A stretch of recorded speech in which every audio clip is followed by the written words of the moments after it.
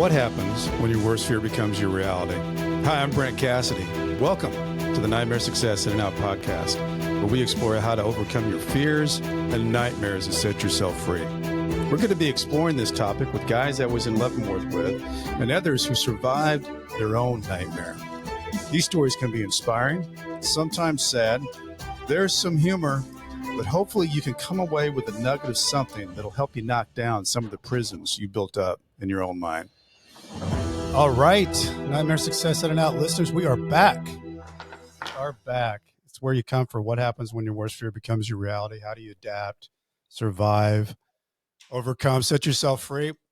Well, I've been excited for this interview because my guest, she is a girl on the move. I mean, if you read about it's Jacqueline Polverari. Is that right, Jacqueline? Is that how you say? Close, friend. God, I can mess these things up in a heartbeat. We just started, and it's Polverari.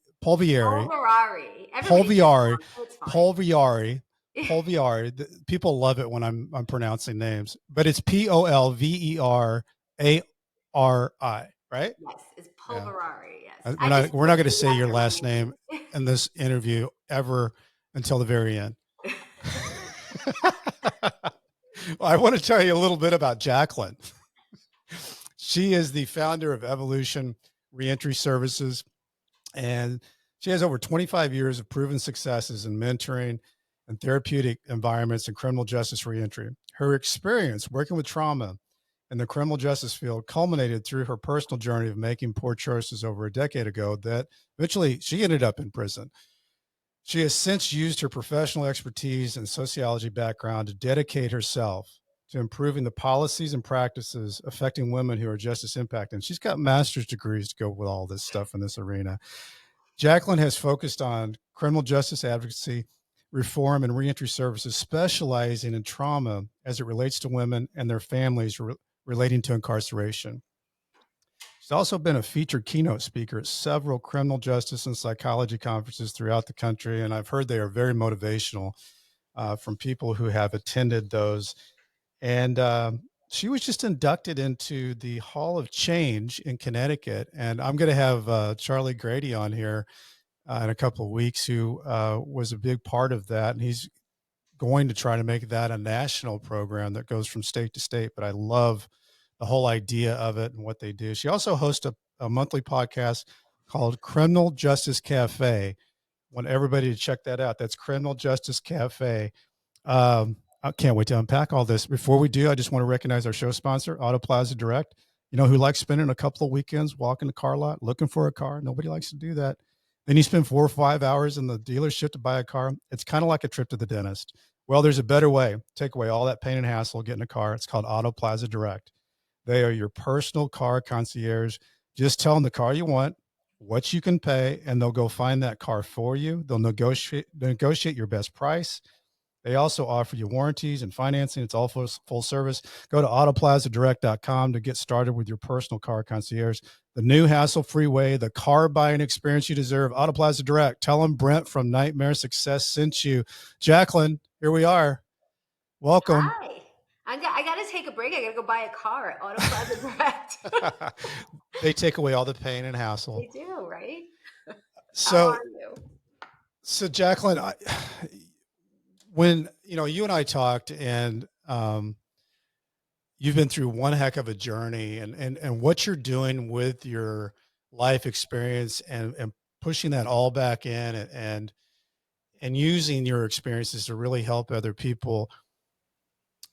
Can you take us back a little bit into, just so people can figure out where little Jacqueline, what was her life like growing up? Mom, dad, siblings, what in the world brought Jacqueline to this point? Wow, that's a lot. I don't think we have enough therapy sessions for that. I grew up in a middle-class family. I have 2 older brothers. So you're the baby. Yeah, I'm the baby of the family. My oldest brother is perfect at everything he does. Perfect. That's an older sibling, right? Football player, baseball player, musician, anything he touches. My brother, my middle brother, that's also older than me. He's also very talented. So I grew up in some pretty big shoes that I had to fill. I think that was more in my head than in Oh, I'm reality. sure it was. Yeah. Of course. The family gets to see everything too. So they see Yeah. what the older siblings are doing. What Yeah. about mom and dad? Where were they in your world?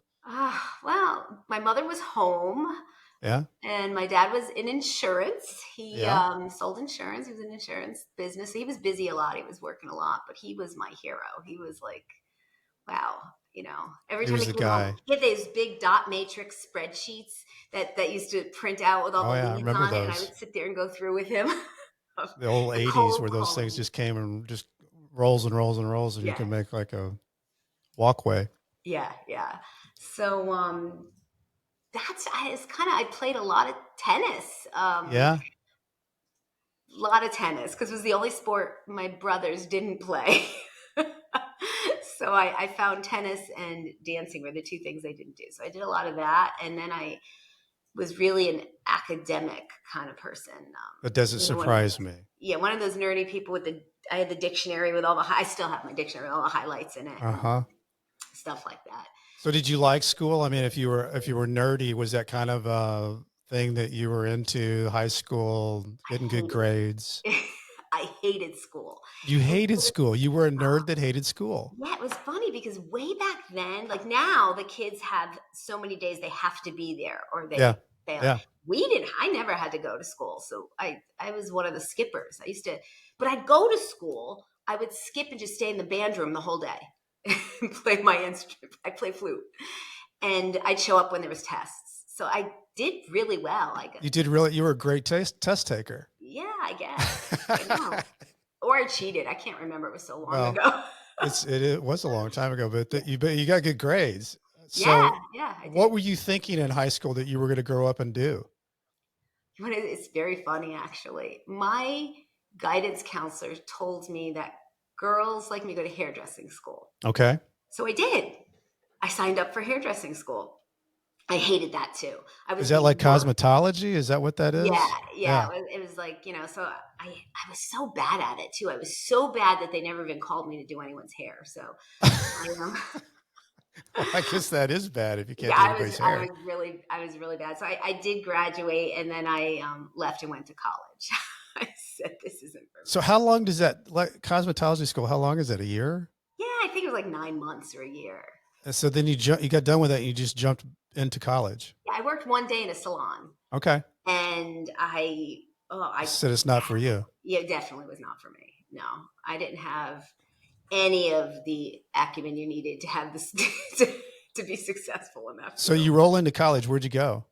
I went to South Central, which is a community college. It's not there anymore. South Central Community College is now Gateway. God, I'm dating myself. They renamed it. You, Brent, for bringing this up. Well, I was down in my hometown, Springfield, Missouri, not too long ago for this little thing, and my elementary school and junior high is gone. It's a Menards now, and it's they just mowed it down. That's when you know you've got it's not even, there's no existence of it. It's just gone. That's my high school too. It's gone. Gone. Completely gone. But I mean, again, back then we didn't have to go to the Ivy League schools. I was perfectly happy going to community college, taking my time, figuring things out. I worked at Smith, Barney, Harris, Upham and Company. I loved that job. I was destined to be a stockbroker. Not actually, but in my mind. You thought so at the time. Yeah. Yeah. It's funny. Nobody's ever asked me this. I've done millions of interviews and no one's ever asked me about this. So it's fun. But you liked that job. Oh, I loved it. But there were no women stockbrokers back in 1989 when the stock market crashed. Mm-hmm. I was the assistant to the vice president in New Haven, Connecticut, and he was kind of my mentor. Okay. So I learned everything about business, not from college, but from him. Yeah, well, that's usually the way it is. The street smarts comes when you actually get into the real. Yeah. And he was tough. He was an architect by trade, and then went and became but he was an old school charter. So he charted the stocks. Wow. So every night I'd have to chart the stocks for him. It was really cool. And the Crotron 1000 ticker tape just came out. The new, where we could put we had a wire, you put your things in by the wire, your settlements in by the wire, but we had the Crotron 1000. So I learned that inside and out in my geekism. And that's where my business stuff started. That's how it started. So what was the next step from that? Oh God, marriage, right? So you got married. Yeah, I got married and stayed married 10 years. I had 2 kids that were great. And I stayed married because I had 2 kids. Sure. And during that time, I really worked for myself. I had business consulting. I did a wedding consulting business for a while. That's a big business. Yeah, I know that business well with 3 daughters. Yes, those people really can figure things out. Yep. Right. Yeah. Back then, not so much though. People were like, what the heck is this wedding consultant? Nobody wanted to pay me to do wedding consulting. So, so I kind of just worked for myself and I worked in theater. I'm a member of the International Alliance of Theatrical Stage Employees still to this day. And I did wardrobe. Yeah. Did you ever do any acting? No, God, no. No, I took theater. I minored in theater in college, and did you? I got B's in acting and A's in directing. So I wasn't an A actor. I did like directing though, which by the way, I think looking back on that and that directing class, and I really, really loved it. I think it's really good for business and building a business because you have to convince the audience and the actors that this is real, and they have to see your vision, and it has to come to a point where it's all believable and everybody's moving in the same direction. So I think there's something I think maybe every business person should take a directing class because I think there's something to it. It would be so cool because we were this stop if we did most of the design work to go to New York because we're in New Haven. It would be so cool. 6 o'clock in the morning, we'd go in and the theater would be dark. By 7 o'clock, it was a live show.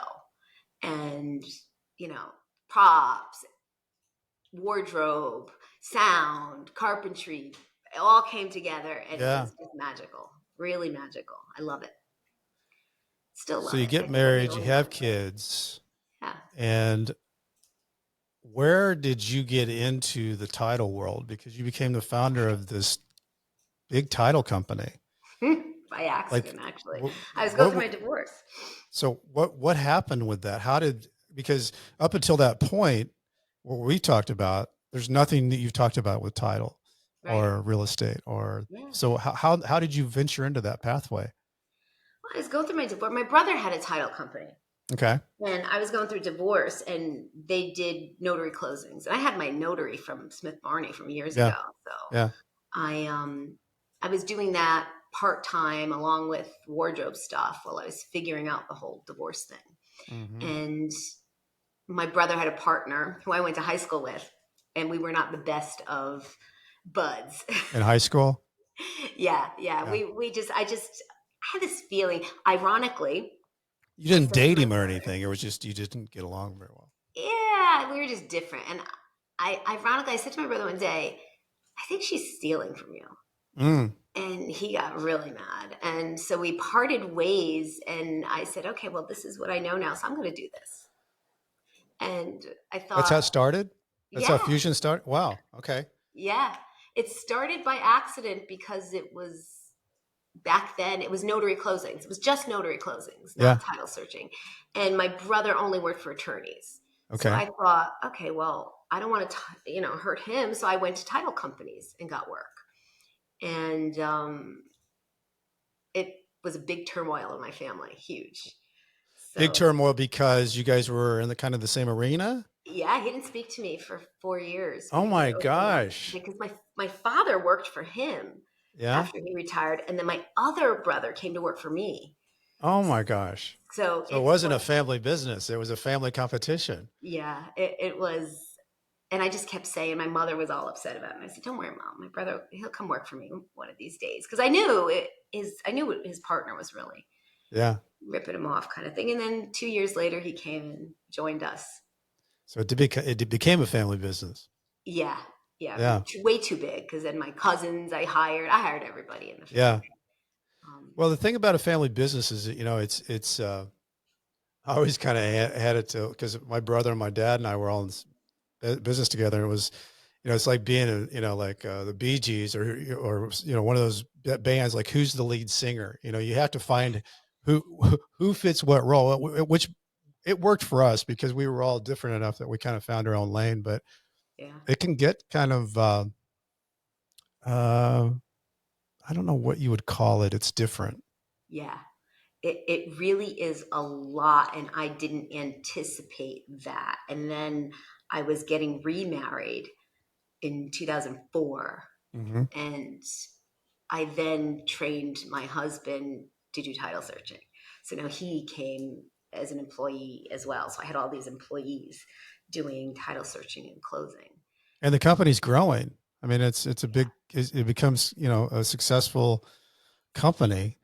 How did it run into where did your nightmares start? The day I opened the company. No, That's where it started. No, it was growing really fast. Yeah. And I had so many people, and Connecticut's laws were changing. And in Connecticut, you have to be an attorney to write Mm-hmm. a title policy. So I thought, well, this is easy. I'll just go into business. I'll have an attorney join us. And I was doing Makes paralegal sense. work as well. So I brought an attorney in as my partner.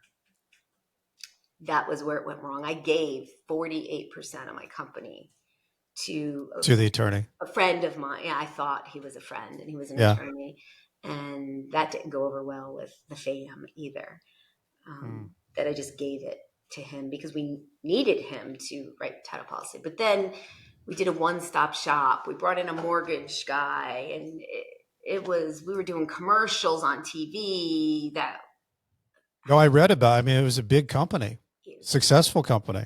Well, successful for maybe 6 months, Brent. Yeah. And success is what we've learned. Success is different than we so thought. True. So right? True. So then my success was really just making everybody proud. Yeah. I had a lot of father issues, and I hate saying daddy issues, but so father issues. And I wanted to be number one, and I wanted to be seen. And I was always the awkward one. I was always the awkward kid. And so I just wanted to prove myself and just kept pushing and pushing. I was working so much and just pushing and pushing. But what I wasn't recognizing is. And you think, Jacqueline, what you were pushing for recognition, for credibility, for everybody to see I did it. Yeah, it wasn't for me. Right. You learn later in life that, you do things for yourself. And right. I never did. I never did anything for myself. It was always to prove that I'm smart, prove that I'm, and you can do it. Yeah, prove that I could do it. And then, plus you would have had a lot of pressure on you too, with everybody that's involved in that business you were related to in some way, that everybody's counting on you. It was a lot. And my best friend was my business manager. So that was even tougher. Yeah. And I should have recognized it when I went to I had to go work at a job. So I became a loan officer for Wells Fargo. Yeah. And I should have thought, wow, why do I need to get a job if I own this company? Why am I needing an extra cash flow? Yeah. That didn't even, because it was just that mechanism, that grind every day, and that sickness in your stomach. And it became something I hated. Yeah. Every day getting up, I was sick to my stomach. And the mortgage industry started to now decline. It was in 2008. It started to crash. The big crash. Yeah. Yeah. And I thought, okay, what are we going to do? So now my partner, I was his paralegal. I had known he had been taking mortgages and not paying them off directly after they closed. And back then they had prepayment penalties. So I think the thing he was doing was paying it off. He was paying it off when the prepayment penalty was done. So he made this extra amount of money. Kind of playing a gap. Yeah, because there was a ding. Now there's no ding on there isn't prepayment penalties in Connecticut, but it was a lot of that. So I thought, okay, well, I have my house. I can take a mortgage out on the house and fund payroll. Mm-hmm. And I had a loan officer that was in our office who said, oh yeah, we can do this. This is what you need to make. I had no idea what I made. I really had no. Yeah, you were just trying to get the job done. I don't even think my Grow the accountant knew business. what I made. Yeah, Yeah. who the heck knew? So it was like a 2-week process. It wasn't like today. It was a no income, no verification loan. Took it out that quickly, and I funded the payroll when the money was wired in to the attorneys, our trust account. Mm-hmm. I funded our payroll with it, Mm-hmm. and then thought, wow, I don't have the money now to pay the Going mortgage. But forward. that's okay. I'll pay both mortgages. Mm-hmm. It'll be okay. And I did. I maintained paying both of those mortgages. And then it really imploded when the attorney came in one day and he said, I need to speak to you. And on the front page of the paper was him and some other guys in this scam that they were doing. He said, I need to come clean. I said, well, come clean. It's on the front page of the paper. Mm-hmm. And that's when I decided, okay, I got to part ways. Mm-hmm. That's it. We have to part ways. This is on the front page of the paper. And I did. I brought the title search company. We separated. He took the closing company. I took the title search company. Split it up. Back to my house and tried to figure it out. And then that's when the FBI came knocking at the door. What was your thought, Jacqueline, when that happened? Were you thinking something like that was going to happen because he was kind of over here to the side and you were trying to break it all up, or was it a complete shock? I had no idea. Luckily, there was an attorney across the hallway from us where we had our office. And I went in to speak to him, and he said, and he actually did my LLC paperwork. And he said to me when I was giving the attorney the 48%, why are you doing this? Yeah, why are you doing that? Yeah. And then when I went in there, he said, I saw the paper, and everybody saw the paper. We know. And that was my only saving grace, because he said to me, be prepared that something's going to be coming down the pike here, because they're going to start. Once that happened, he was started to be investigated with his whole. Yeah, they'll start digging. Right. Yeah, they started digging into all his stuff. Yeah. And so I had that attorney that I had already been speaking with. So when the FBI knocked, I called him immediately. And he also had a criminal defense attorney in his office who did right by me so much. That's a good thing. He really did. I was really lucky, because when I got raided, I mean, I didn't know anything about this stuff. I really, but quite frankly, after what was like, I mean, with that happening, Jacqueline, it wasn't just you. So your family and everything is what's everybody saying? Like, what's the dinner table talk about? The FBI comes, knocks on the door, and there's an investigation. Nothing. Zip. Wow. It was, and I never recognized that until way later. Yeah. When when you finally can breathe and you start thinking about what happened, nothing was said. Nothing. No, what happened? Are you okay? What's going on? Nothing. No chatter. Just, we're standing here for you. That's it. Not even recognize that maybe they had a part in it. Yeah. Nothing. So the investigation, how long does this thing last? Let's see. My crime was in 2009. I didn't plead guilty, and my plea agreement was in 2012. For 3 years, yeah. And then I didn't surrender till 2015. Wow. What a long time. Yeah. So were you on pre-trial for what? Over 3 years? It was 5 years.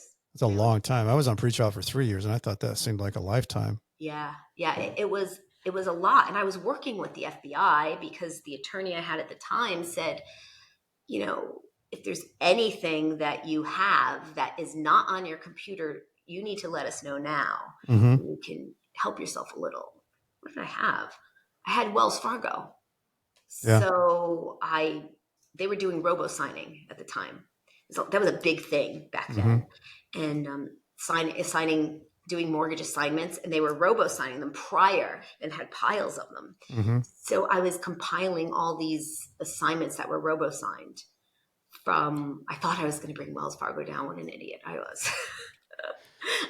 But so what was there when it got down to the nitty gritty of it? What were they charging you with?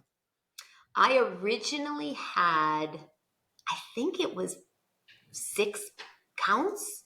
Yeah. I don't even remember how many counts, because I owned the business Right. with my partner, everything he did, it was all, we weren't co-defendants, right? But they deemed it as a kind of a conspiracy. Conduct. Yeah.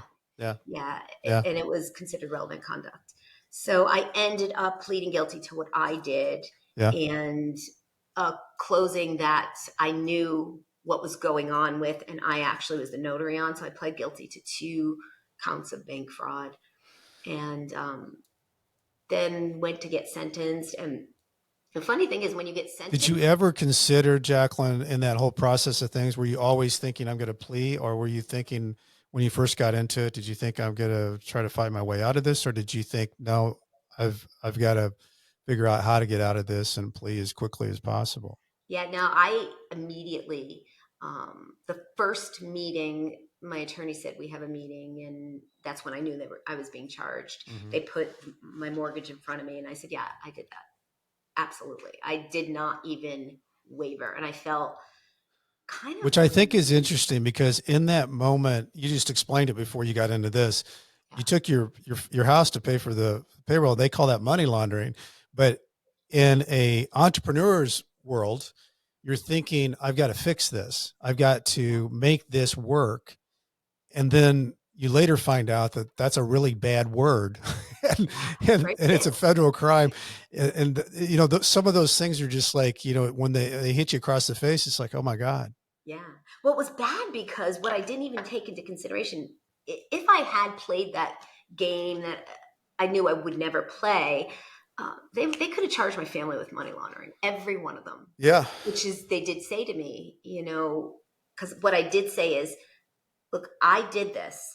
I will tell you everything that happened, but my family is not culpable to any of this. They said, well, we can charge them with money laundering. And I said, well, do you really want to put my parents in prison for money? They had no idea what was going on. Right.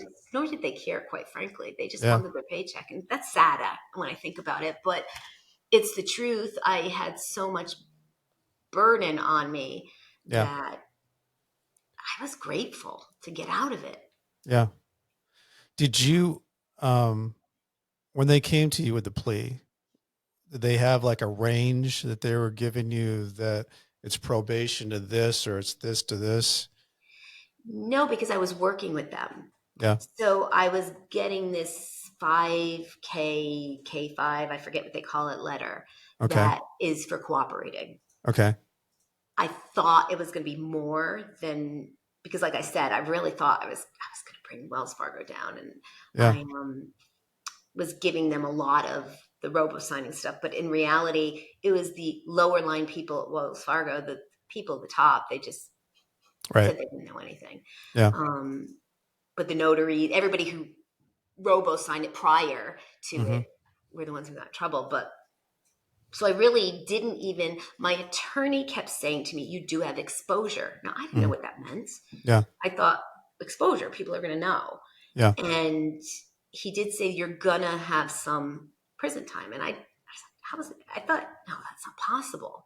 Right. I'm paying my mortgage. I didn't take, like in my mind, I was paying it. I didn't steal any money. I took a mortgage on my house, and I was paying that mortgage. Right. The thing is, my name wasn't on the house. Okay. The house was only in my husband's name when I did the mortgage and signed his name to it. And the crazy thing was, not one person ever asked to speak to my husband when I did this mortgage. Wow. That's how reckless the mortgage industry was back in the day. Yeah, it was crazy. It was a wild, wild west then. Yeah. Yeah. People getting 2 or 3 houses, or, you know, no money down, and crazy world. Yeah. It was so nuts. Jacqueline, you go to sentencing, and what do they say? Wow. I had, Judge Janet Von Archerton, who was very fair in Connecticut. I got a great pull, I guess. There's this, you pull whatever. And she was tough. She was fair, but she really made me think and shamed me.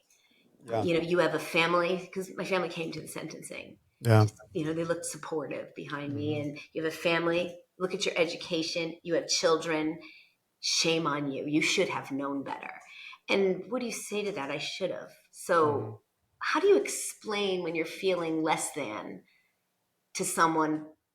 How old were your daughters at the time?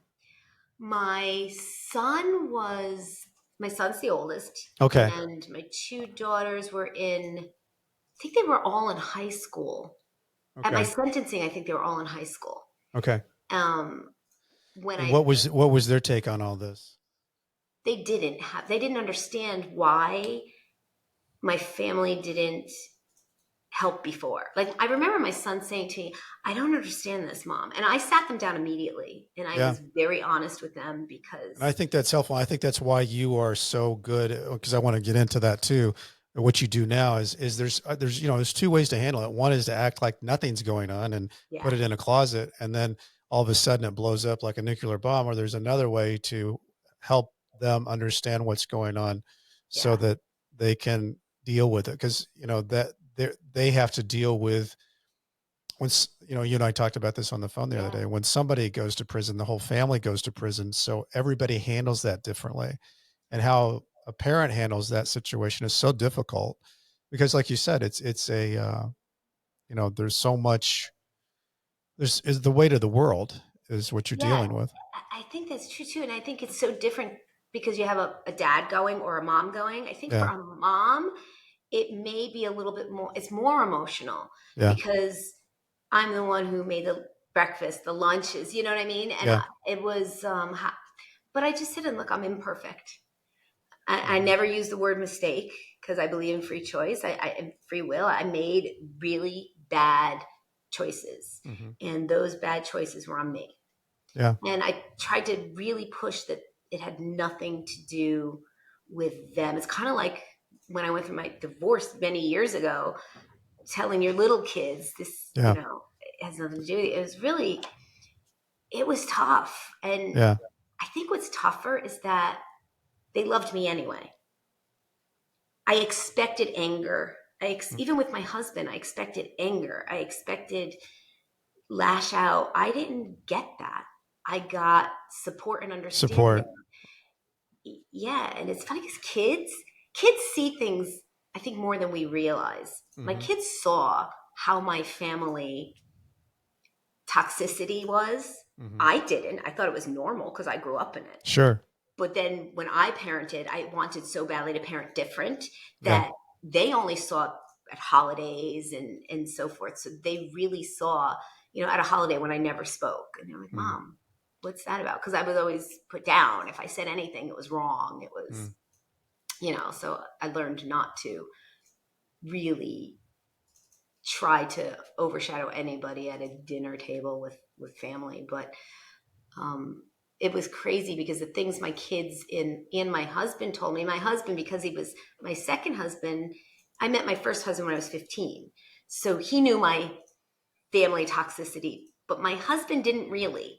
Yeah. Because we had gotten married in 2005 and he didn't really know the childhood stuff. And my kids were just very shockingly insightful. Yeah.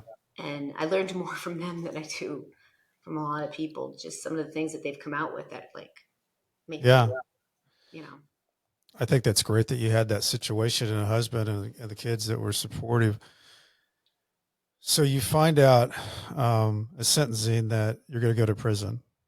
And I can't remember, Jacqueline, was it a year? Year and a day. Year and a day. Okay. I didn't understand that day. So I didn't know. Well, that was a good thing. Why she gave me a gift. For those who are, if you get a year, that's different than a year and a day, because a year and a day, I think, ends up being about 8 months. A year, you got to serve a year. And that's actually a good thing. Well, before we get into that, because I want to go into your strategies of how you went into that unfamiliar primitive world, but I want to recognize White Collar Support Group, show sponsor. Nightmare Success is sponsored by the White Collar Support Group, the world's first support group devoted to people navigating the white collar criminal justice system. I'm a member of the White Collar Support Group, and I can tell you that it is a bunch of people who help each other through the criminal justice journey for free. Whether you're just starting your journey or you made it through to the other side, this is a great space for you. You can join us on Zoom Mondays, 7 p.m. Eastern Time or 4 p.m. Pacific. For information, go to prisonist.org. That's prisonist.org. Start here. So, Jacqueline, you get sentenced a year and a day. Walk me through that. You know, you voluntarily surrendered to a place. What's going through your mind? A year and a day. And you know what went through my mind? All I heard in the entire courtroom was my husband crying. I'd never heard him cry before. And my kids weren't crying because they also never heard him cry before. And that's all I heard. And then I heard my attorney, and I had a different attorney at sentencing. I heard him say, "Do not cry." And I didn't understand that. So I just. You said you don't cry. Yeah. He Okay. said it to me, and I just stood there frozen. I didn't quite know about any of it because it's all so surreal. Yeah. And there was nothing back in 2015 to even prep me for what was about to happen or what emotionally I could feel. So I didn't know what to feel. I didn't know if it was, kind of numb. Yeah. And I still hadn't gone to any therapy at all and dealt with any of the toxicity that I had gone through. And I just stood there. And then afterwards, I remember consoling my husband and him saying, and I was like, "Look, I'm okay. I need for you to be okay because you're the rock." He is. Yeah. He's a rock to us. Yeah. And I don't really remember a lot of it after. It was so emotional and draining, and it felt so good to have it over. It just, what I thought was over. Yeah. I thought, okay, I'm going to just go do these 7-8 months. And that is a mindset. You want to get it over. Once you know you're going in, it's like, I think I had a dead period of like from November until January 14th. And, that's such a weird time period because, I went through the holidays and Christmas and the whole thing just felt like I was a dead man walking. I just wanted to get it over or get it started to get it over. Yeah. It was the same with me because I went through the holiday. They gave me a choice if I wanted to go prior to Christmas or after. And I surrendered January 5th, 2015. So it's weird because you almost think it's like there's a death coming because it's my last Christmas, but it's really not, and I try and tell people that this is your first Christmas. Yeah. Of the, first Christmas of being healthy. Yeah. And you don't feel that way. I just felt everything was the end and it was my last. Well, and I think a lot of it too, Jacqueline, is because you're going into a world that is so unfamiliar and you know nothing about it. And because it's the unknown, your mind makes it out to be a monster. And I always tell people, nothing is as bad as your mind makes it out to be, not even prison. That's right. And, that thing that starts going into your mind of that fear of the unknown gets so big. And, for me, my biggest surprise was walking in there and seeing how many people within the first 30 to 45 minutes were trying to help me in this new world I was in. Right. It's crazy. It's really, I took Krav Maga classes before prison because I had no idea. I thought for sure I'm going to have to defend myself. I've never gotten into an altercation in my life. Yeah. And now I'm going to have to, I can't dance around somebody. What am I going to do? Right. And it was funny because walking into that environment the first time, all I saw was chaos. Yeah. It was just a bunch of normal women, chaos, and a bunch coming up to me saying, taking the things out of my hands, saying, "Let me help you. Let me show you where." There was no bars or locks, or it was quite ridiculous in my mind. Because once I got there and I did intake, the guard said to me, okay, the camp's up there. Mm-hmm. And I thought, well, what do you mean up there? And it was winter. Back then Yeah. it snowed. It doesn't snow in Connecticut anymore. It was winter. And I said, you mean up there? And I thought it was a joke. And he said, no, take all your stuff and Start so I walking. did. Yeah, I walked up this huge big hill, and there was this like building that was, it looked just like, all you could see is the windows. Mm-hmm. And you could see it was a basement. And that was the camp. Mm. And you walk into, it was a really long building, very small but long. Yeah. And I walked in, and it looked like a grammar school. You know, the floors of a grammar school, that Yeah. shiny. And I walked in, and all I saw was a long hallway, and that's it.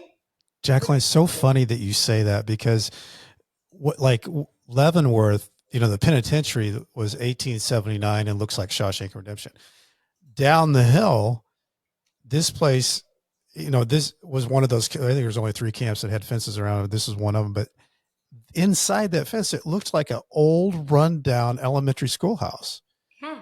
It was really run down, but that's what it looked like. It looked like an elementary school that had been, you know, neglected for 50 years, but Yeah. it did not look like, didn't look like the penitentiary. No, not, yeah, because I self-surrendered to the big, huge. Yeah, that's what they do. They scare you to death, put you in a locked in place for a while, and then you don't, then you know that you don't know anything, and if they put you in there forever, there's nothing you can really say, and then they finally come get you. What are you gonna do? Yeah. Yeah. I'm not supposed to be here. Yeah, that's what everybody says. Yeah, and that's a hard thing too, because the minute you walk through those doors, your control is gone. So gone. Such a weird, I always say it almost feels like your freedom feels like it's like coming off your skin. You know, you're prisonized as you go through that intake, and it's like it just falls off of you. That freedom, it's a weird phenomenon to lose your freedom and know you have no more control. Yeah, it is. And especially for someone in the financial crime space, because that's all it's about is control. Yes. You need to control everything. Yeah. And when you don't have that control, it can go 2 ways. You can really just bunker in and figure out what happened, or you could be one of those, okay, let's write administrative remedies and fight everything. Yep. Those are the only 2 things that I've seen in the past 10 years that happen. Yeah. And I was not going to be there long enough to cause problems, and I didn't want to write remedies, and I did write 1 or 2, but I just wanted to get it done with. So how did you handle it? Like, what did you do when you were there? What do you do? I surrendered with Teresa Giudice. So the day I surrendered, of course, there's all media out in front. My attorney calls and he says, I'll tell you when to go, because, you know, her publicist or whatever was going to let him know. So I wasn't going anywhere the same time she was, because there was so much media outside the prison. And she self-surrendered at like 5 in the morning or 4 in the morning. Wait, who was this? Teresa Giudice. Oh yeah, yeah. I have a problem with her, so I'm going to call that out right now. She did not make muffins in prison, I have to say. I forgot that. Yeah, she was a big deal going in there. Yeah, she was a big deal, and at the time, and so when I went, didn't they have the split deal where she served her time and then her husband then served, and then he got, I think, deported to Italy or whatever. Yeah, that was something else. Yeah, she just came out with something in People magazine that it was it was the best, the nicest place she's been. The grounds were beautiful. She made banana nut muffins for the camp, and she didn't. You know, and then in 2016, she said it was hell and there was maggots in the food. Okay. So who knows? You know, she did not. She never cooked anything. Right. It really, I think for me, I got so frustrated. I was tweeting and stuff at her, because don't glamorize prison. Yeah. Why? Because you have a cookbook out. You're now going to use those women. Not even that. I think it's, you know, these daughters are looking at you and you're telling them their mother is in that prison having a good time. Right. And I really kind of went off the rails for a week until I realized, what am I doing? Yeah. It's the glamorization, the sensationalism of of prison that people love, and it's not sensationalized and it's not glamorized and all It's it does definitely is, not glamorous. yeah, It's very humbling. very humbling. And every family member who has a loved one incarcerated is my hero. Mm-hmm. And people say, well, why do you say that? Because they are doing prison with you and they've done nothing wrong. Yeah. And they're on the outside having to deal with it. I didn't really, I selfishly, going into prison, I was thinking, cause I remember the night before I went in, Julie and I went up and we could see like the sun was going down and the guys were walking the fence line and you could kind of see inside. I didn't say anything to Julie, but I was thinking, oh my God, I'm going to be in there tomorrow. And it's not going to be for a week, but I've got a 5-year sentence. That's going to be me tomorrow night in one of those bunk beds. But then as I was in and I realized what was going on while I was in, and I was functioning and got into my own world, I was thinking how hard it was for Julie on the outside, that she was living this life. She gave a good analogy that, like Christmases and holidays and birthdays, it's like having somebody that's in the hospital that's sick.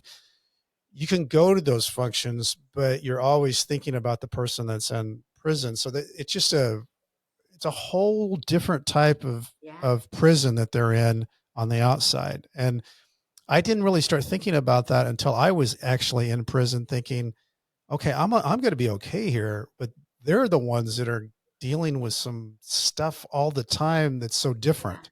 Well, that Yeah. makes you a really good guy, because I can tell you there's not a lot of people. I was very selfish when I was there. I didn't recognize that at first. I didn't recognize it at all. I just was, called my husband. I need this. I need this. I Money need on money on my books. books. Yeah, Yeah. the kids were fighting over who could see me and have alone time with me. Yeah. And Yeah. I was very selfish, because thinking back, even more thinking back at the kids were fighting to see who could be alone with me and visiting. But Mm-hmm. I was frustrated because they were fighting and I couldn't. I mean, two of them they're all in college actually at that point. Yeah. And it was a lot. Visiting is a lot. And instead of It's getting stressful. out of I just, We had a couple of times where I think I told you this, Jacqueline, where the visiting cops, she just decided that when got halfway full, the visiting room, she just turned people away. Yeah. It's okay if somebody lives around there, but for Julie and the girls, they drove 4.5 hours to get there. And twice that happened where she just said, not today. Yeah. That was the only. He doesn't have enough points when obviously I did. Yeah, exactly. And that's the only altercation I had in prison, was over that, because my family visited me. Only my husband and my kids visited me every week. Yeah. And I lived an hour from the prison. Yeah. So I had a really good friend that inside, whose family was in Maine. So they were 5 hours from the prison. Mm-hmm. And I remember being and visiting, and they had gotten there and they got turned away. So I got up and I said, no, we'll leave. And I got yelled. I got in trouble for that. I got in trouble for offering to leave. And then he was upset. You were trying to take control of the situation and solve the problem. Yeah. You can't. Yeah, there's no common sense to it. But yet the women expected me to. And there was a few that just stopped speaking to me because they thought that it was unfair that and it was unfair. Yeah.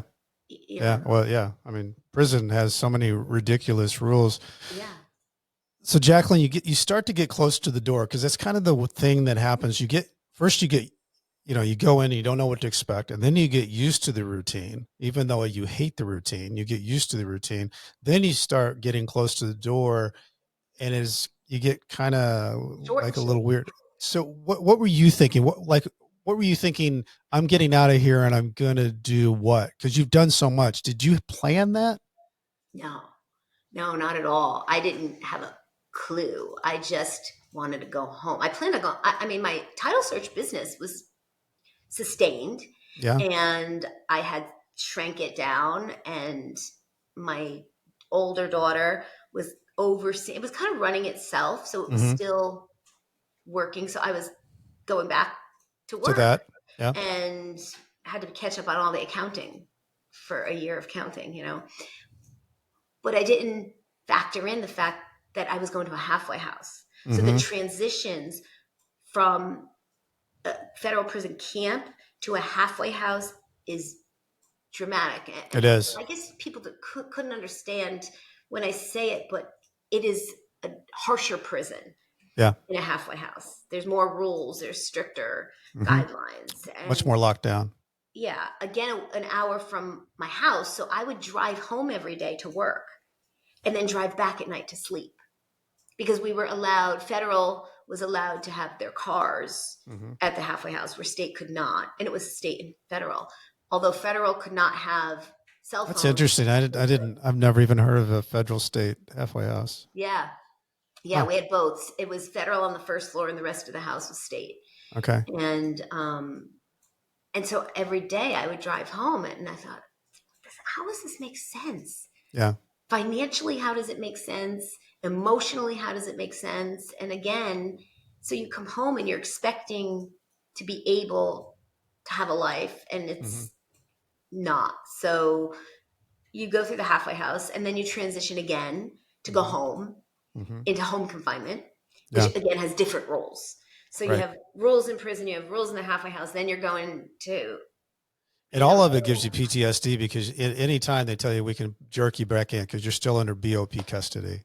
Correct. Yeah. And it's not that. I had one author write about me in his book saying that I acted the victim because I said there's PTSD, but it has nothing to do with being a victim. I'm not a victim of the system at all. I created my own situation, and it's not that, it's that the system is broken for anyone, not just me or anybody that's there. There's no rehabilitation or emotional support that you can give to people to help them succeed. It's almost as if you're set up to fail, not to succeed. Sure. So it was, for me, it was a backward thinking kind of. So, I got through all of that, and then I go to the 3-year probation. And I had a great probation officer. I don't really go out that much anyway, so I didn't travel that much. It was easy to do probation with her because she was fair, and I didn't ask of anything except I work from home. So I just want to work, and got through that. And that's when the hard stuff started. And that's what I tell people today. Prison's easy. It's after all the reentry. Yeah. And that's where you're doing all the good work. So Jacqueline, where did you, if you look on this, how many different organizations you're involved in? There's a whole sheet that I printed out here, that you're involved in all these different, what went on? Did your brain just turn into, I'm going to start just action steps and get into reentry. I'm going to be an advocate. I'm going to change things. I'm going to help people. I'm going to be what happened? No, the day I left Danbury, I remembered saying, all along when you're there, people say, I'm going to change things. I'm going to help change things. Sure. And when you leave, it was a weird thing because I cried. Not because I was happy to leave. I cried because the women I was leaving there that were good people. Left them on the battlefield. Yeah. Right. And I knew the summer was, it was 100 and something degrees there. We had no air conditioning. And I knew we didn't either. Older women, they couldn't breathe, right? It gets hot. It's hot. And it was a 73-year-old woman they had just brought in 2 days before I left. Wow. So I remembered that promise and the desperation letters. And I went to therapy, and I thought, I had my master's in social work from way before. And I thought, wow, this therapist can't help me. She doesn't have a clue what you've been through, what I'm going through. And I started Googling and looking up things, and I found Jeff Grant's White Collar Support Group. Yeah. And I started in 2015, slowly going to those meetings, and I met up. Jeff lived in Connecticut. So and with Jeff, anybody check out Jeff Grant. I can't remember what episode it is. It was April last year, but he's phenomenal story. Yeah. It's really, and it was, the support group was very different back then. It was smaller. It was more after. It was reentry more than today. I think it's more pre-trial, but then I think it probably is. There's a kind of a combination, but I think it weighs more towards pretrial. I think the thing that's interesting is that you guys in Connecticut, there's a whole bunch of you that are like this reentry world of people that are really doing a lot. Do you think it's just, I mean, I'm just thinking of people I've had on like Lewis Reed and you and Jeff Grant. And I mean, I shouldn't even start naming names because there's so many different people that have been in that area that have really done a lot. Well, Lewis Reed actually has done the most for me than any person because he showed up. You know, and that's the biggest thing after when you're home. Yeah. You meet people that are going through it, you talk to them, you connect with them, but it's the people that show up for you when you're in your time of need. Yeah. And that makes all the difference to me. And I think I slowly started, what happened was it was started with my notary public. I was a notary public since Smith Barney. And my renewal for my notary came up and I just sent it in. And they came back and they wanted it. This is after I came home. Yeah. They were going to charge me because they said I lied on the renewal. One of the questions was, have you ever been convicted of a crime as to moral turpitude that had to do with your notary public? And I answered no. Not thinking, because it had nothing to do with my notary. It had nothing to do with different charge. No, your crime was moral turpitude. Right. The moral turpitude, yes. But I was confused at it. So they denied me that. And I chose to go to a hearing. And then I was told, well, you know, you can get charged for perjury and that's a state crime. And so I said, I'm going to fight this anyway. And I had a hearing on it and Lewis Reed showed up. And I fell apart during that hearing. I was crying and he stepped right in and he said, Judge, may I? Because I think I called the prosecutor a liar and I was really upset. And he said, this is what PTSD looks like. This is what trauma looks like. And that was the first time anybody really showed up for me. And I thought, he is doing amazing things. And I want to be like him. But how do you be a Lewis Reed? Nobody can, right? Nobody it's like is. Martin. He's the rock star of the. Glenn Martin. You can't. I mean, Glenn is like my mentor now, and I just. But you meet people along the way, and that the white collar support group, I met incredible people that I am so friendly with today. But Connecticut, I have to give us a lot of credit because Connecticut really gives us a second. I don't want to say a second chance. They give us grace. They allow I like that word, grace, to make mistakes without, and they really do. I mean, I have been welcomed home. I went back to Albertus Magnus College, and I get emotional with it because I got my master's at Fordham for social work, and they denied me because I have a felony for my master's in criminal justice. I got denied from a lot of 4 or 5 different, 3 maybe, I don't remember, but so many different universities I applied to. Albertus didn't even have it on. The question wasn't there. And so I was able to go back into the criminal justice program there. But I should say I learned about transparency from Jeff. It was different people. I remember in 2000, I wasn't going to be transparent. This was never my plan. Yeah. So in 2016, Jeff said to me, why don't you write a blog for my group? And I said, no way, I can't write a blog. He said, I think it'll be good for you. So I wrote it and I emailed it to him and he said, this sucks. He's so honest. He's like, no, I want a true, honest, I told my story. He goes, what are you telling this story? I want to know, be vulnerable. Yeah. I was never able to do that. I'm not good at that because I had so much toxicity around feeling. We didn't do emotions and feelings. And, and I wrote my first blog for him and it said, how I survived Danbury Federal Prison. And I'm like, okay, it's out there. And I was terrified because you know, Jeff, he doesn't do anything small. So it was everywhere. Mm-hmm. And I never asked my kids or my husband how they felt about it. Again, I was being selfish.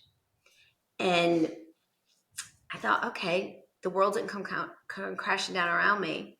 I knew I wanted to do one thing. I never wanted to live my life ever again with having to look behind my shoulder, ever. Yep. I like wanted that. to walk in truth Yep. and own my story. And You had so, that gives you the power back. You know, you take the power away from the people yeah, when you stand out in front of it. Yep. right. I mean, we're imperfect, and I was very imperfect.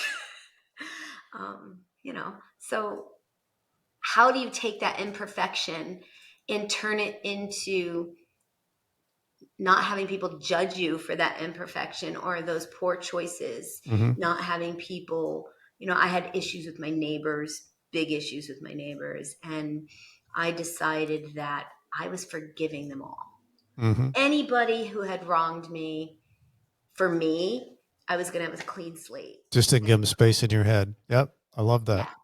Yeah. And Lewis helped me with that as well. And I just let it go. And I said, okay, what do I want to do? And then I just, who knows, right? Brent, you've been here. How long have you been home? 7 years now.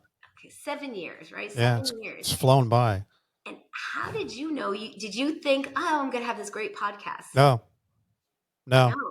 It's one step. And I love it. Yeah, right? It's like, right? It's one It's like a step passion of mine. Yeah. right? Yeah, it's crazy. You meet so many incredible people in the stories. And I don't know, one step. It's that old, what is it? The Santa Claus movie, one step after another. Yeah. Yeah. But I mean, I think it's what I think is so, it's fascinating because Evolution Reentry Services is all about taking a hold of, and you even talk about specializing in trauma and then families relating to the incarceration. It's stuff that needs to be talked about because it's all in there. And so many people hold it back in. But I think what you're doing, I just know, Jacqueline, what you're doing is you're giving them a voice to get it out and to heal and to breathe and to deal with this. It is trauma. Yeah. But you know what, Brent? Every woman I've met did more for me than I've ever done for them. Sure. The family group was where it really, we talked about this. Yeah. There's never been a family group, and my daughters wanted to talk about it. Yeah. So we did a podcast with Jeff. It was me, my two daughters, and Jeff. And my little one she got her master's in criminal justice with me. That's awesome. Albertus. And so I thought, why isn't there any support groups for families? Yeah. So I started one. And that first support group, I sat there and I get emotional. I cried because I thought, this is what I did to my family. And I never saw it until that meeting. That's when it all came. Yeah. I learned more from those families than I could possibly, like daughters and spouses, and thinking these beautiful people who are supporting their loved ones are frozen in time. Yeah. Afraid to have a good time. Right. Not afraid, but it feels awkward. Their loved one by enjoying themselves. Yes. And then I sat and had the real conversation with my husband. Is this how you feel? I never asked him how he felt. And we got really close I thought we got really close when I was in Danbury, but really he was getting closer to me in a different way because he was the supporting one. Yeah. I had always been the supporting one. Yeah. So now my mind, just after that first meeting, I thought, you were sold. Yeah. This is a good thing to do. What's missing is the family piece. And it's amazing how you find things like that and it just fills you up. You know, I had a guy that, he'd been out for a week and a half and he emailed me and he said, I read your book in prison and I did a book report on it. And he said, it really helped me. And he said, I just want to reach out to you. He said, I just got home. I'm getting, now this second step of my journey. And we ended up talking, and it's things like that that really are like, I'm so happy that he took that and was able to use it, because we have our journeys. The common line is we go through a nightmare. How we survive that nightmare has different storylines to it. But I think it's so great when someone like you, Jacqueline, will take that overall experience that you have. You've had a wonderful brain all throughout, but you're using that in such a positive way to help people. And, one of the things I find, talking to different people is that there's so many good things going on all across the country, but really there's no dots that are connected. If one of these times we could just make it all connect, so that it's like creates this tidal wave of good for reentry, it'd be a wonderful thing. Yeah.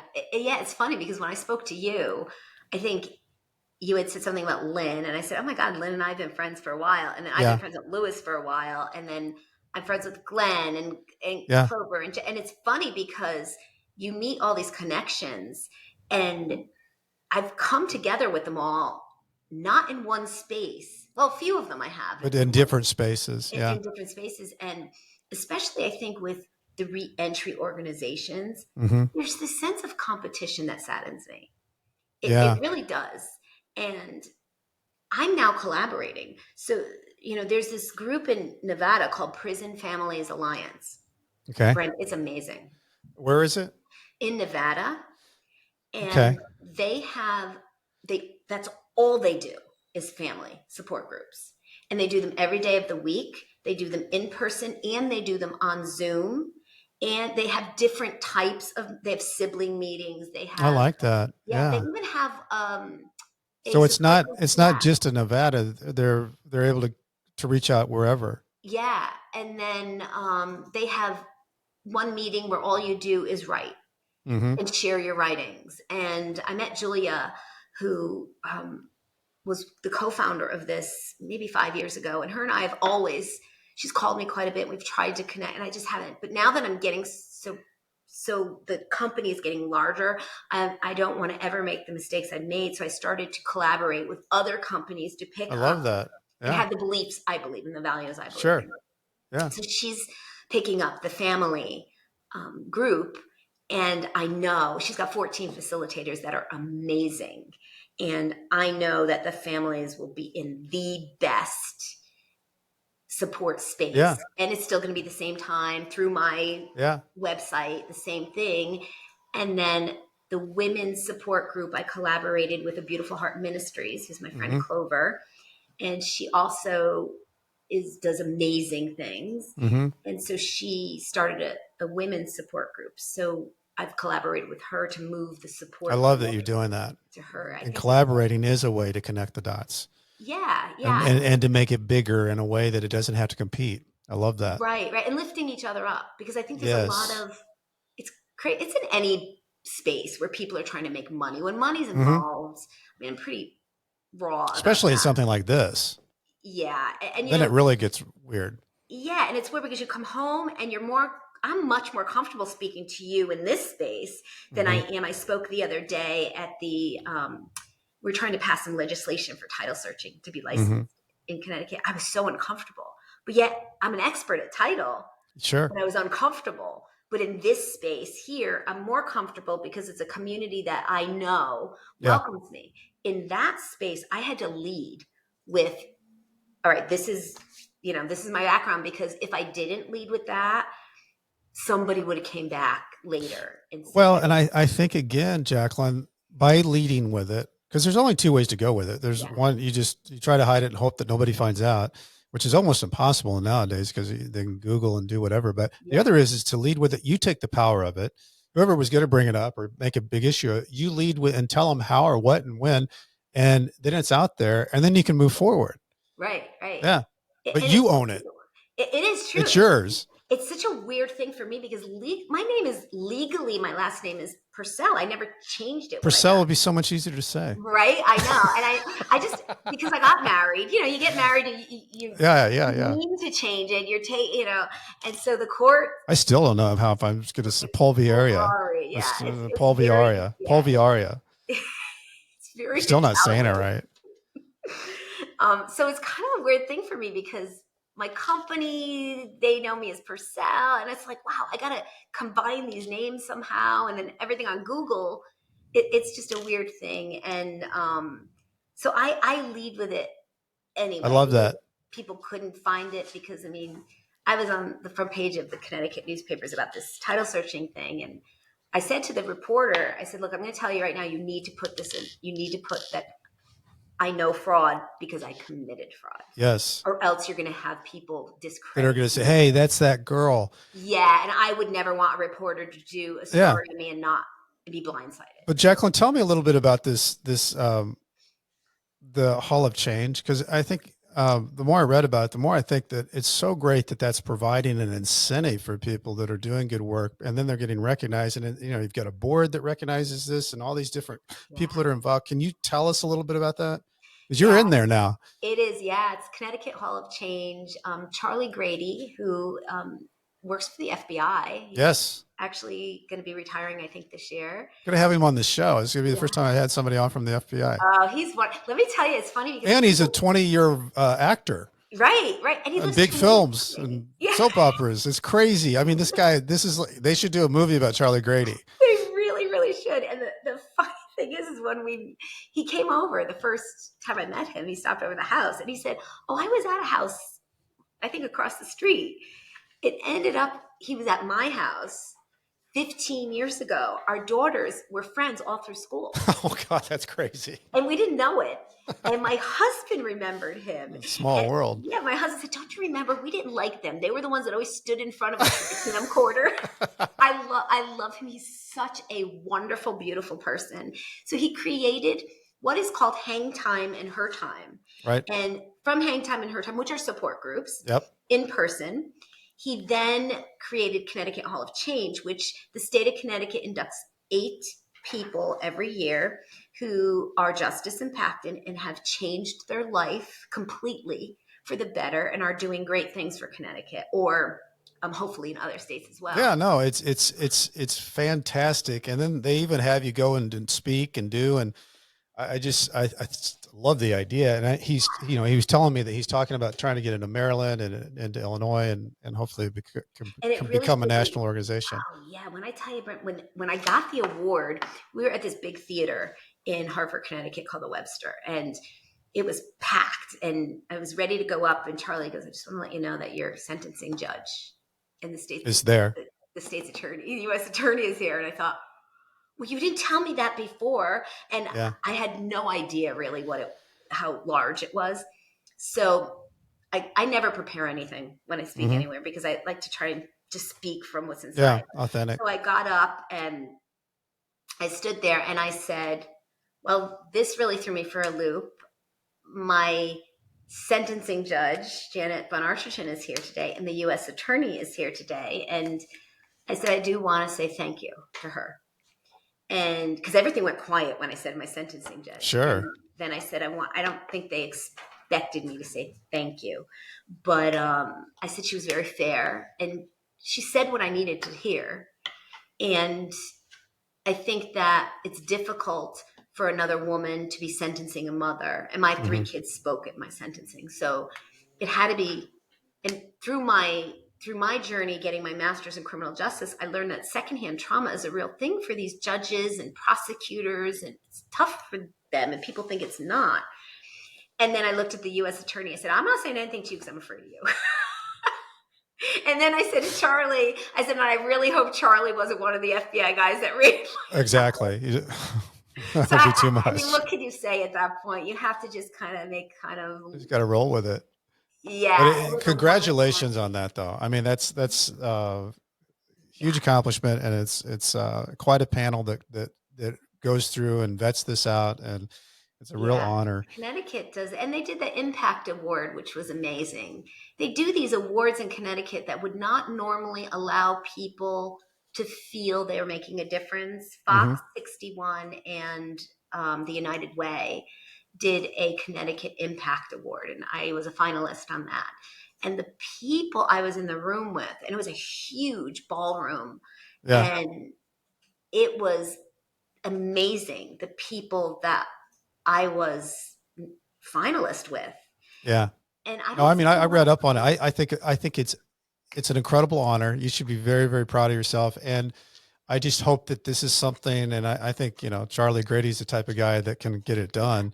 Yeah, That we see this over and over and over in every state, because I think it yeah, makes people feel good about what they're doing if they're doing good things. And that's a great yeah, thing. yeah. And especially when life, it's not, it's not even, I don't think that life makes us feel bad. It's people make us Sure. feel bad Yeah. and feel less than. And when Yeah. you make really poor choices, or you have an addiction, or you have any kind of thing that steps out of what we society considers norm, Yeah. is judged. Sure. And I really am proud of the state of Connecticut for what they have done in Yeah. They're a pushing. model state. They really Yeah, are. I'm I really am. I'm impressed with proud to see Connecticut that. after all, I talk to people in different states. Michigan's another state Yeah, that does a lot. yeah. So, Jacqueline, I always ask people this, and you've gone through so much and you're doing so much. What do you think is your biggest takeaway from all this that you've gone through? No one's ever asked me that, but you know what it is? It's to cherish my family Mm, more and not worry about being judged. And when I do things, do them for myself. I never did anything for myself. And I put the people I loved last, mm, because everything else was so important. And knowing they're going to be there, yeah, often we know they're going to be there. So often we'll just put that aside. Well, we'll do that tomorrow. We'll do that tomorrow. I don't do that anymore. I'm a new grandmother, and I go see my granddaughter, and that's it. that's And awesome. my son's in New York. He's a musician. I go to every performance. Yeah. Um, You don't want to waste any time. You know what's yeah, yeah. important. I That's mean, great. It's great advice. That is great advice. yeah, That's a I think, great takeaway, because I agree. family is it, and that is your Yeah, success, and you want to take it all in as much as you can whenever you can. yeah. There's still times where I think, if the family's around, there's just me silently thinking, I'm just so glad I'm here, because I wasn't at Right? one point. Yeah. Yeah. And the thing is, you know what, Brett? I used to think my family, when I said my family, I wouldn't think of my husband and kids first. Mm, I always thought of my mother and father mm-hmm. and my brothers. Yeah. And that was my family. Yeah. But now, I mean, my parents will be married 65 years this year, and Wow. they live in our in-law apartment. And Not everybody's married 65 I know, years. right? They're so dear to me. But my family is my husband, my Yeah. children, my granddaughter, and then my parents. And I'll always I mean, my parents are everything to me, Sure. but my husband deserves a little bit of kudos now, and he Yeah. deserves the time. So Yeah. He's been there all the way through. It's it's just funny. awesome. Whenever I go on Google and I Google myself to see, the number one thing that comes up is, who is Jacqueline Polverari's husband? And I get so mad. I'm like, really? Don't think you'll ever see my husband. I love it. So, speaking of Googling, what's the best place for people to get a hold of you? How do they Um, get in touch with Jacqueline? yeah, it's just Evolution Reentry at gmail.com. Okay. And our website, Evolution It's a great Reentry. website. Yeah, it really .org. We just switched to the .org. We just became a Yeah. nonprofit, um, which is wonderful. I'm happy about that. That's And awesome. rolling out our homeownership program, that is the big deal this year. That's a And huge deal. And, yeah, you know, having a place for people to live and have something, and own something, and you being involved in that is yeah, important work. yeah, a home. That's what A is. home, not someplace you're renting, but it's your place. Yeah, I mean, I do title searches all the time, but when you're seeing foreclosed properties empty Yeah. everywhere for years and they're not being used, but we have a housing crisis, wow, let's get together and talk about that. So we're doing our first home in March. I'm really excited It's to be awesome. able to I hope hopefully that's have something that just grows and grows and duplicates, because yeah, that's so hopefully. needed. So needed. Jacqueline, thanks so much. Shout out to Homestead Financial here, that offers me to be in this great podcast room. And if anybody needs home mortgage needs, it's Greg Aftia. If he's your guy. If you're looking for a book, go to my place at Nightmare Success on Amazon.